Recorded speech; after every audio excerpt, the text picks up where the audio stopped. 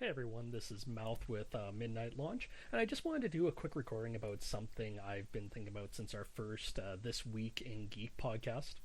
So, with Saints Row 4 and GTA 5 coming out shortly, I've started playing their predecessors again, and in our first episode of This Week in Geek, Darth CJ had asked why I enjoyed Saints Row more than GTA. At the time, I kind of gave the answer of, because Saints Row wants you to be a jackass and doesn't penalize you for doing so, and GTA, wants you to be that same jackass, but seems to penalize you for doing so. I still believe this is true in my opinion. I've been playing the series again, and I think I have a little bit more insight that I can share about my feelings.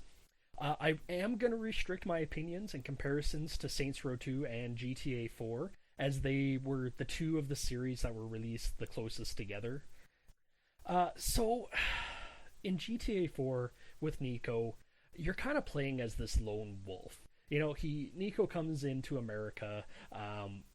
He meets up with his cousin to supposedly start a new life, but he's rarely teaming up with anybody to do anything. And when you do, it's almost guaranteed to be part of a scripted mission. In Saints Row 2, you feel like you're part of a gang, which, is kind of a good thing since you're the leader of the Third Street Saints. This comparison, kind of gave me the idea of Medal of Honor Allied Assault, going way back to about 2002 or so, to Call of Duty. So, Medal of Honor, you were almost always playing by yourself. There were missions that specifically said you were part of the OSS, which was, the predecessor to the CIA.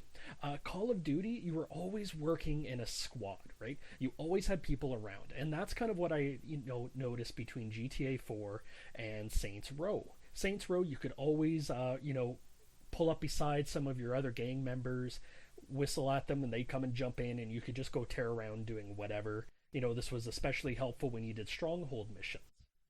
And with GTA, it was always by yourself, or at least it felt like that to myself. Moving on, in GTA, customization is limited. You get your clothes and that's it. Nothing else. Saints Row, there is a ridiculous amount of customization going on. Your clothes, your cars, what your gang looks like. A little bit less customization than your clothes, but it is there. Your pad, your hangouts, you can customize them a bit. And even the voice of your characters. They recorded the main dialogue of the game with 6 different voice actors alone. 3 male, 3 female. If you wanted to, you could make a female character with a male voice. Why not? In Saints Row 2, since Saints Row 2, so Saints Row 2 and Saints Row 3, I've always made myself a British gangster. And if you don't get it, why, go watch Snatch or Lock, Stock, and Two Smoking Barrels. Customization, may not be a huge thing to some people, but to me it just kind of makes the game more immersive. These are the cars that I like to drive, because when you customize a car, you can go store it at a garage, and you can always have access to that car, which to me is huge. And Grand Theft Auto, it always feels like I have to go and jack somebody's car for some reason, and then the cops are on me if I'm not really paying attention. Why can't I always have a car at a location? Yeah, you can go and park your car outside of one of your houses there, but unless you continuously go and park that car there before you do anything else, it won't be there. Yeah, so that's my thing on customization. GTA, while the story is good, it seems a little aimless. At least to the parts I've done. Now, yes, I haven't actually fully finished Grand Theft Auto, but then again, I've never really finished Saints Row 2 either, And that's just because both of them are very long games. But in Grand Theft Auto, the story seems to meander. It never is really going in one direction. First, you're getting set up with your cousin, you're helping him get out of debt, then you're working with some ex-gangbanger who thinks he's like the savior of the streets. Somehow he also gets you involved with the drug dealer, which at another time he comes in and tries to bust, or maybe maybe he doesn't get you associated with her, but he does have a part to play in there. Then you're working with Irish tough guys, and then Italian tough guys. And all the while, I started hearing how Nico was trying to find some guy that he had to settle a score with. Now, I don't know, did I miss something in the beginning? I don't remember him talking about trying to find some guy to settle a score with. I always kind of found that he was trying to get away from his past, you know? So, yeah, the story kind of just drags. Saints Row series is always direct to the point. You are in a gang, you are trying to take over the city. Each faction, because there's three factions in each Saints Row game, they each have kind of their own story and how you're going to take them down, but that story is almost very pointed as well.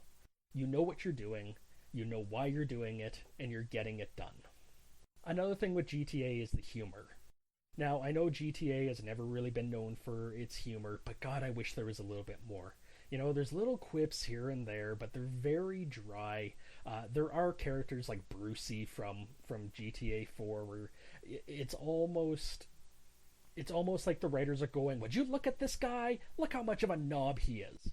That kind of idea with him. But otherwise, it is this very serious game. And with the constant murdering you're doing, like there's nothing that has that tension relieved. There's that one comedy shop, but that's really about it. They have Ricky Gervais in there, and that's nice, but it's kind of short. In Saints Row 2, it wasn't quite to that super over the top level yet, but it was goofy. It was definitely entertaining. The constant snubbing of Pierce, the quick one-liners that are always coming from Gat and the boss, the DJs on the radio, they were just funny. Now, maybe this is just me, and I need a little bit more comedy in GTA for some reason. I don't know why that would be. But GTA is just always this very serious game, with this very serious tone that's never really relieved. And yeah, like I'd just like to have a little bit of comic relief here and then to kind of break up that murdering that you're doing. So what does this all mean? Is GTA 4 a bad game in my opinion? No, not whatsoever. As with everything Rockstar does, GTA 4 is a great game.